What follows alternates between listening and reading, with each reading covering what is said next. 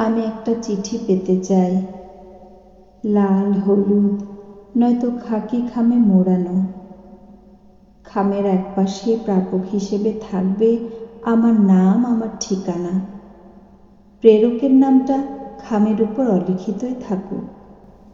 খাম খুলে রজনীগন্ধার কলি নয়তো গোলাপ পাপড়ি নাইবা পেলাম, তবু কেউ একজন আমাকে একটা চিঠি লিখুক।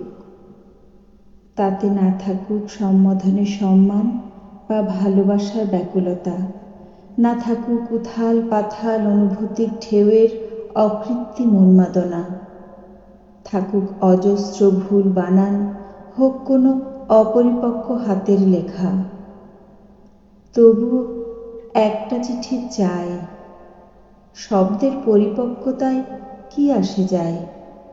কি হবে লিখিত শব্দের অর্থব্যাপকতা বা অর্থদ্যুতি বিচার করে? নাইবা হলো গতানুগতিক নিয়মে লেখা। লেখায় যদি শুধু আবেগটুকুই মেশানো থাকে, তাতেই আমি ধন্য। কেউ কি লিখবে আমায় এমন একটা চিঠি, যে চিঠি হাতে পেয়ে ক্ষণিকের তরে অসাড় হয়ে যাব আমি, উন্মত্ততায় আবিষ্ট হয়ে থাকব কিছুক্ষণ।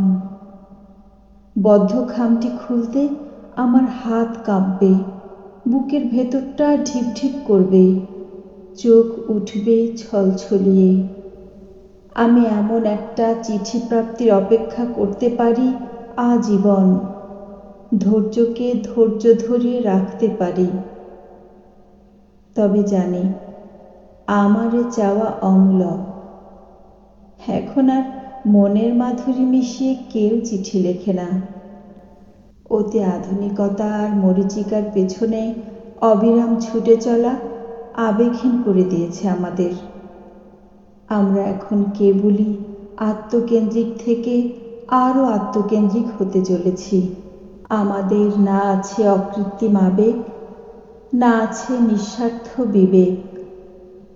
তবুও চাই মোহাবিষ্ট না হয়ে বাস্তবতায় বেঁচে থেকে কেউ আমাকে একটা চিঠি লিখুক। আমি একটা চিঠি পেতে চাই।